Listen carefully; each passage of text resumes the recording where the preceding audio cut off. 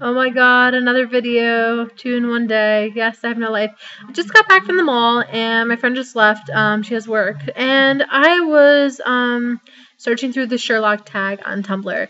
For all you fools who don't know what Sherlock is, you were on the wrong video because you were living in a hole. A very sad hole. Sherlock is a BBC television show that I highly suggest you checking out, based on Sherlock Holmes novels. So, I wanted to talk about what I think happened to Sherlock in the last episode. If you have not watched the last episode in the BBC Sherlock, then do not listen to what I have to say because there are major spoilers in everything.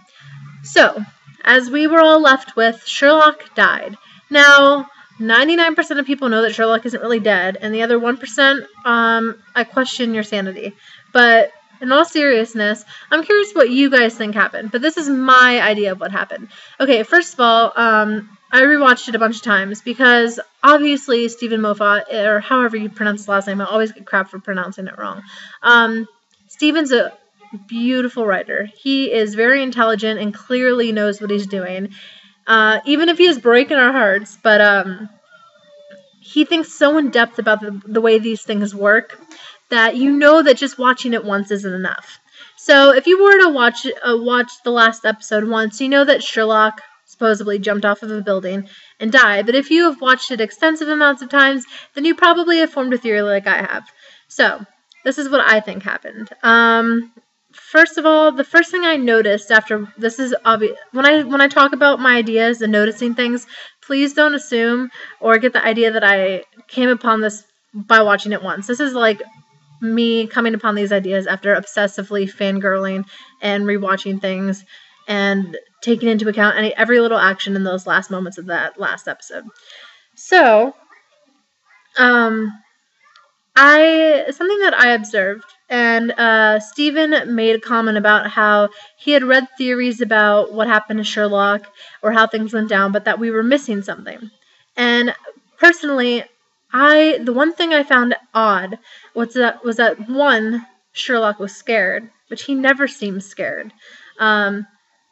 And two, he was asking a lot of questions, something he never really does. So it was something like mostly he doesn't do because he already knows the answers, but I think a lot of his lack of asking questions or asking other people questions is because he has kind of an arrogance to him. He knows he's smarter than everybody else, so he doesn't want to show some kind of lack or weakness, which is probably indicative to his mind and of someone who asks a lot of questions. So when we were watching it and he's on the rooftop with Moriarty, we see that he is asking questions. Why this? Why that? But I don't understand. Sherlock understands everything. Sherlock thinks 10 steps ahead of everybody. So after getting that idea in my head that Sherlock knew the questions, knew the answers to the questions he was asking, I was wondering why on earth he would be asking them then. And then I realized that in his hand was a phone. And the phone is evident because, one, he calls John on it before jumping, and two, he throws it down. And something he says to John after finally watching it enough times caught my attention. He said, "This is my note." And a lot of people think, this is my suicide note. This is me saying goodbye to you over the phone. But what I really think is that maybe the phone is somehow a key. Maybe he wrote down something in the phone that proves that that proves his innocence, that proves that he didn't do the things Moriarty was trying to make him look like he did. Or maybe he was recording Moriarty when he was asking all those questions. Maybe he was using the phone as a type of way of keeping evidence, so when he does return in the next season, which hopefully will be at least by the time I'm 90, he'll have proof that he's innocent and he won't be persecuted. So that's the first thing. That's one of the main things that I realized. And in regards to the overall how it happened, or which of how it happened, however you put that phrase, there's a few things that I believe, but obviously a few of them are kind of set in stone in my mind. We saw that Sherlock went to Molly, and that he asked Molly for her help. He implied that he was not okay, which is something really huge for Sherlock because Sherlock always puts on a brave face. So we know that he asked Molly for help, and we all know what Molly's job is.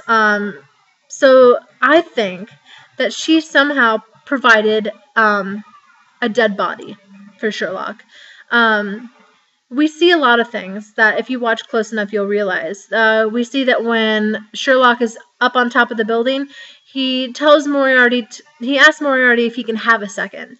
And I think that's to draw Moriarty away from the people on the ground who are in on the scheme. We also see that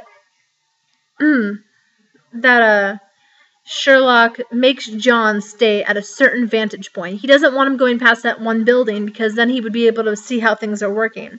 We also know that he got that bicyclist to bump into John to create a diversion while the team on the ground worked to put that body where Sherlock would have landed. So in progression to things, how things happen. Sherlock's on top of the building. He asks questions, which I assume is what's really going to prove his innocence. He jumps off, and if you look closely, you'll see like a truck filled with kind of plastic bags. My assumption is that he jumped into that truck. And we see that John both only sees him falling, but we don't see him land because we're kind of watching it through John's perspective. And we also see John get hit by the bicyclist, and then when he finally gets over there, we see a body that kind of looks like Sherlock, but who knows? Molly could have found someone who looked really close to him, or she's probably skilled in making people look differently when they die. So maybe she could have used prosthetics or anything like that.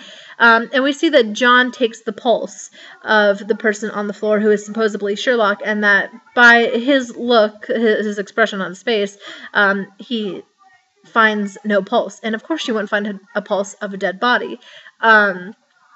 So I think, all in all, that basically Sherlock jumped into the trash bag filled truck, drove away as the homeless team on the ground helped put the dead body in its place, added all the blood and guts of the matter to make it look real, and the general shock led John to believe that his friend truly is dead. So at least we all know Sherlock isn't dead, but can we all just agree, whether we have difference in opinions on how Sherlock died or how he got away with this, or even if Moriarty's alive? This whole thing I came up on my own. I wanted to see if I could make an opinion by myself without looking at the tags and stuff on Tumblr. So instantly, whenever I saw, long Sherlock posts, I kind of scrolled past them. But finally, after forming my own opinion, I was able to look at the other tags, and something that I did find from other people, and not from myself, and it's totally cool, is that Moriarty was wearing a little fox pin, and we all know that Moriarty was getting into, the grim fairy tale type stuff, and, doing things based off different fairy tales. Well, the fox, there's a fairy tale, supposedly, this is what someone on Tumblr said, there's a fairy tale based on the fox, where I guess based on a fox where he fakes his death. So I think that I agree with the person now after hearing about it that there's a very huge chance that Moriarty's still alive. So yeah. So what do you guys think? What are your opinions? What do you think happened? Even if it's a little bit of a difference, I want to hear it. I like hearing all these Sherlock Holmes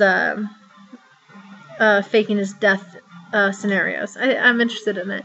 And tell me if you're just as excited about I am to even hear about filming this starting. I mean, Benedict and friggin' Martin are crazy famous these days, so the odd of that happening anytime soon, especially with Doctor Who, is probably slim to none to bust everyone's bubble. But hey, we can still dream, right? Alright guys, so yeah, tell me what you think. And if you don't watch Sherlock, you should definitely go and do that now. Bye!